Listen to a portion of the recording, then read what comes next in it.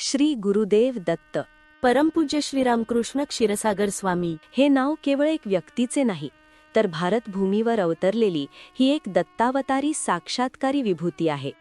श्री दत्तगुरूंनी त्यांना मला तुझ्याकडून वेदांचे कार्य करून घ्यायचे आहे असा दिव्य आदेश दिला. त्या क्षणापासून गुरुकार्याची पवित्र जबाबदारी पार पाडण्यासाठी विविध अंगांनी सिद्धता सुरू झाली.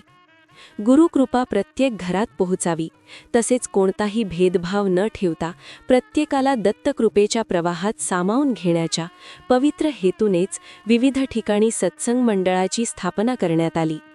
यातीलच एक सत्संग मंडळ आहे श्री गुरु सत्संग मंडळ. याची स्थापना नवी मुंबई वाशी येथे 1987 साली झाली. गुरु आशीर्वादाने नवी मुंबई कोपरखेरणे येथे श्री रामकृष्ण आध्यात्मिक केंद्र या स्वतंत्र वास्तूची उभारणी या सत्संग मंडळासाठी करण्यात आली. परमपूज्य श्रीरामकृष्ण क्षीरसागर स्वामी महाराजांच्या कृपा आशीर्वादाने श्री गुरु सत्संग मंडळ वाशी यांच्या वतीने पवित्र नवचंडी यागाचे आयोजन 5 ऑक्टोबर 2025 रोजी करण्यात आले होते. या नवचंडी यागाच्या पावन प्रसंगाचे संक्षिप्त दर्शन घेण्याआधी आपल्या जीवनाला दिशा देणाऱ्या जगदंबा मातेच्या उपासनेच्या परंपरेचा थोडक्यात मागोवा घेऊया. मधु आणि कैठब हे 2 भयंकर राक्षस होते. ते सृष्टीच्या आदिकालात उत्पन्न झाले आणि श्री ब्रह्मदेव श्री विष्णू यांनाही त्रास देऊ लागले. नंतर विष्णूंना देवीने शक्ती दिली आणि देवीच्या शक्तीनेच मधु कैठबांचा वध केला गेला. या कथेचा उल्लेख मार्कंडेय पुराणातील दुर्गा सप्तशती या ग्रंथात तसेच देवी भागवत पुराण आणि कालिका पुराणीय ग्रंथांत आहे. देवी भागवत सांगते की देवीने शुंभ निशुंभ, महिषासूर आणि भैरव यांसारख्या दुष्टांचा संहार करण्यासाठी आपले चंडी आणि दुर्गा रूप धारण केले. या रूपातून ती रौद्र आणि शक्तिशाली बनली आणि भक्तांचे रक्षण केले. म्हणूनच देवी म्हणजे केवळ देवता नाही, ती आपली आई आहे, रक्षण करणारी, शक्ती देणारी आणि संकटात धावून येणारी जगदंबा आहे. महाभारत युद्ध होण्यापूर्वी श्रीकृष्णांनी अर्जुनाला सांगितले की तुला जर युद्धात विजय मिळवायचा असेल तर तू दुर्गा मातेचे स्मरण कर. देवी भागवतात सांगितले आहे की देवकी, यशोदा, रुक्मिणी, सत्यभामा या देवीच्या उपासक होत्या. त्या जगदंबेची स्तुती करत, तिचे व्रत करत. आद्य शंकराचार्यांना त्यांच्या तपश्चर्येने प्रसन्न होऊन जगदंबेने प्रत्यक्ष दर्शन दिले. जगदंबेच्या दर्शनानंतर शंकराचार्यांनी सौंदर्य लहरी हा अद्भुत स्तोत्रग्रंथ रचला. त्यामध्ये एक प्रसिद्ध श्लोक आहे, शिवः शक्त्या युक्तो यदि भवति शक्तः प्रभवितुम नचे देवं देवो न खलु कुशलः स्पंदितुमपि. याचा भावार्थ असा आहे की शिवशक्तीशी एकरूप झाले तरच सृष्टी निर्माण करू शकतात. यावरून त्यांनी शिव आणि शक्ती हे एकच मानले आहे हे सिद्ध होते. सौंदर्य लहरी या ग्रंथात त्यांनी देवीला विश्वमाता, करुणामयी, ज्ञानरूपिणी म्हणून गौरवले आहे. राम-रावण युद्धाच्या आधी रामांनी दुर्गादेवीची आराधना केली आणि तिच्याकडून विजयासाठी वरदान प्राप्त केले, असे देवी भागवत पुराणामध्ये सांगितले आहे. राम हे विष्णू अवतार असले तरी लोकशिक्षणासाठी देवीची स्तुती करतात आणि धर्मकार्यासाठी आवश्यक असलेल्या शक्तीसाठी देवीची कृपा संपादन करायला हवी हे आपल्याला शिकवतात. श्रीरामराय वनवासात हिंडत होते. कुठल्या मार्गाने कुठे जावे हे त्यांना समजत नव्हते. तेव्हा देवी प्रगट झाली आणि तिने रामरायांना मार्ग दाखविला. म्हणूनच समर्थ रामदास स्वामींनी रामवरदायिनी असा जगदंबेचा उल्लेख केला आहे. रामालाही वर देणारी अशी रामवरदायिनी. शिवाजी महाराज तुळजाभवानी देवीचे परमभक्त होते. युद्धाला जाण्यापूर्वी तसेच मोठे निर्णय घेण्यापूर्वी ते देवीचे आशीर्वाद घेत. देवीच्या आशीर्वादाने शिवाजी महाराजांकडून हिंदवी स्वराज्य स्थापनेचे महान कार्य झाले, ते आपण सर्व जाणतोच. रामकृष्ण परमहंसांना काली मातेच्या कृपेनेच प्रखर वैराग्य प्राप्त झाले होते.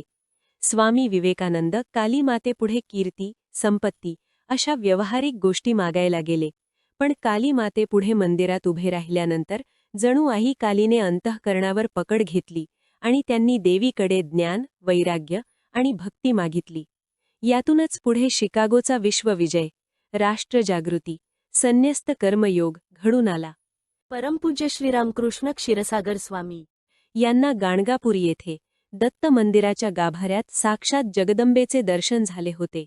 यावरून लक्षात येते की विष्णू, शिव, ब्रह्मा या तिघांच्या ठिकाणी असलेली मूळ शक्ती एकत्र येऊन या जगदंबा आदिशक्तीचे रूप निर्माण झाले आहे. सर्वत्र जगदंबा माता विराजमान आहे. आपण सामान्य लोक आहोत. आपल्याला प्रपंचही नेटका झाला पाहिजे आणि परमार्थही उत्तम झाला पाहिजे आणि त्यासाठी देवीची उपासना करावी लागते, असे 18 महापुराणांचे रचयिते महर्षी व्यास यांचे शिष्य सूत महाराज सांगतात. प्रत्यक्ष देवता, श्रेष्ठ पुरुष आपल्या जीवनात यशस्वी होण्यासाठी जगदंबेची उपासना करत असतील तर तुमच्या आमच्यासारख्यांना जीवनात या उपासनेची किती आवश्यकता असेल याचा आपण विचार करायला हवा. जगदंबेची उपासना आपण विविध मार्गांनी करू शकतो. त्यातील एक आहे नवचंडी याग.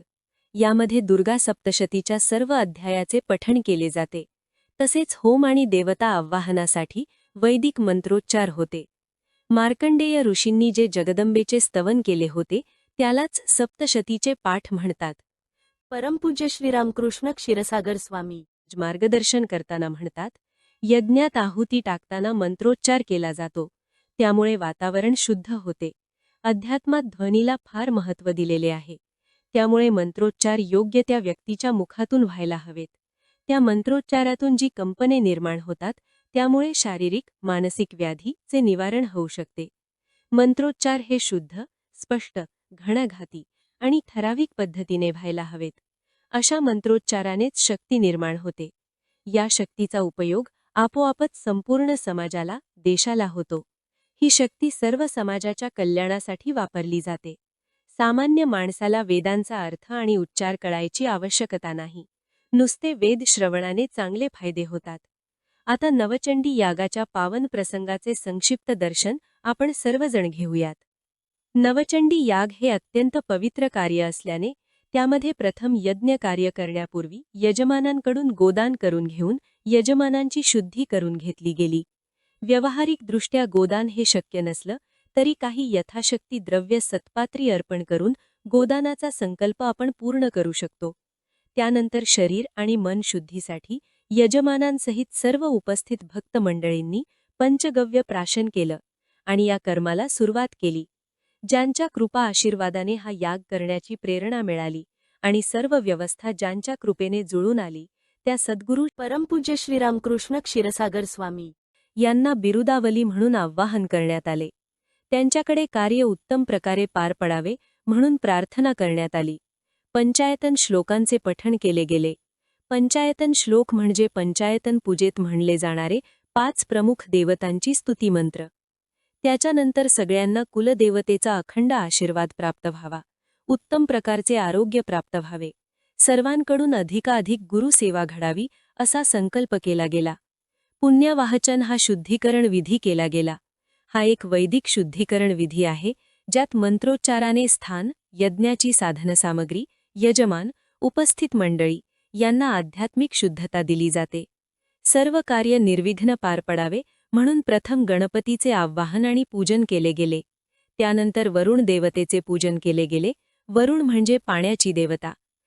त्यानंतर मातृका पूजन केले गेले. मातृका पूजन म्हणजे शक्तीच्या स्वरूपातील देवींच्या समूहाचे विधीपूर्वक आवाहन व पूजन करणे. हिंदू शास्त्रानुसार या मातृका म्हणजे देवीच्या विविध शक्तींची प्रतीके मानली जातात आणि यज्ञपूजा यशस्वी व्हावी म्हणून त्यांचे पूजन आधी केले जाते. नांदीश्राद्ध केले गेले. नांदीश्राद्ध म्हणजे शुभकार्य सुरू करण्यापूर्वी केले जाणारे पूर्वजांचे स्मरण आणि तृप्ती करणारे विधी. नवग्रह आणि नवग्रह परिवारातील 42 देवतांचे पूजन केले गेले. नवचंडी यागातील हा असा पूर्वसंस्कार आहे जो ग्रहशक्ती संतुलित करून यज्ञ निर्विघ्न, फलदायी व सिद्ध होण्यासाठी आवश्यक मानला जातो. 62 देवतांचे ब्रह्मादी मंडळ स्थापन करून त्याचे पूजन केले गेले. ब्रह्मादी मंडळ म्हणजे संपूर्ण सृष्टीचे संचालन करणाऱ्या प्रमुख देवतांचा समूह. म्हणजेच यागाचा उद्देश फक्त पूजा नसून संपूर्ण ब्रह्मांडाशी सामंजस्य निर्माण करणे हा असतो. या ठिकाणी जी कलशामध्ये देवता स्थापन करण्यात आली ती सद्गुरूंची कुलस्वामिनी महालक्ष्मी अंबाबाई. अंबाबाईचे इथे महाकाली, महालक्ष्मी आणि महासरस्वती अशा स्वरूपात आवाहन केले गेले. वैदिक मंत्रोच्चार करून यज्ञकुंडातील अग्नी शास्त्रोक्त रीतीने प्रज्वलित व प्रतिष्ठित केला गेला. दुर्गा सप्तशतीमध्ये एकूण 13 अध्याय आहेत. तसेच त्यातील सर्व 700 श्लोक हे मंत्रस्वरूप मानले जातात. त्या प्रत्येक मंत्राला हवन केले गेले, म्हणजे प्रत्येक श्लोक म्हणताना किंवा त्यानंतर अग्नीमध्ये आहुती अर्पण केली गेली. हवनामध्ये आहुती काय असायला हव्यात ते ऋषीमुनींनी लिहून ठेवले आहेत. नवचंडी यागामध्ये कुमारिका पूजन म्हणजे कन्यापूजन हा महत्त्वाचा भाग मानला जातो. शास्त्रानुसार लहान मुलगी म्हणजे कुमारी ही अपरिच्छिन्न, निर्मळ आणि निष्पाप शक्तीचे प्रतीक मानली जाते. देवीचे पूजन केवळ मूर्तीमध्ये नव्हे तर जीवित रूपातही झाले पाहिजे, म्हणून तिला साक्षात देवीचे स्वरूप मानून पूजले जाते. परंपरेनुसार 2 ते 10 वयोगटातील कुमारिका या देवीच्या विविध रूपांचे प्रतीक मानल्या जातात. त्यांचे इथे पूजन करण्यात आले. यानंतर सुवासिनी पूजन करण्यात आले. नवचंडी यागात सुवासिनी पूजन केले जाते, कारण विवाहित स्त्री ही देवीच्या सौभाग्य, समृद्धी, मंगल आणि पालनशक्तीचे जिवंत प्रतीक मानली जाते. नवचंडी यागामध्ये मुख्य होम संपल्यावर आणि पूर्णाहुतीपूर्वी ऊष्मांड बळी दिला गेला. इथे बळी म्हणजे प्राण्यांचा बळी नव्हे. याचा अर्थ आहे देवता, भूतगण, दिशाशक्ती आणि अदृश्य शक्तींना अन्न किंवा नैवेद्य अर्पण करणे. यानंतर पूर्णाहुती दिली गेली. तसेच आरती केली गेली. असेच कार्य नेहमी आमच्याकडून घडावे म्हणून सद्गुरूचरणी प्रार्थना केली. देवीच्या आणि सद्गुरूंच्या कृपेमुळेच हे कार्य संपन्न झाले, म्हणून हे त्यांच्या चरणी अर्पण केले. यज्ञ संपन्न झाल्यानंतर सर्वांनी प्रसाद भोजनाचा आस्वाद घेतला. भक्तांचा उत्साह यज्ञ संपन्न झाल्यानंतर इतका ओसंडून वाहत होता की तो त्यांच्या चेहऱ्यावर स्पष्ट झळकत होता. हे सर्व गुरुकृपेचे आणि वेदमंत्रांच्या दिव्य सामर्थ्याचेच पावनफल होते.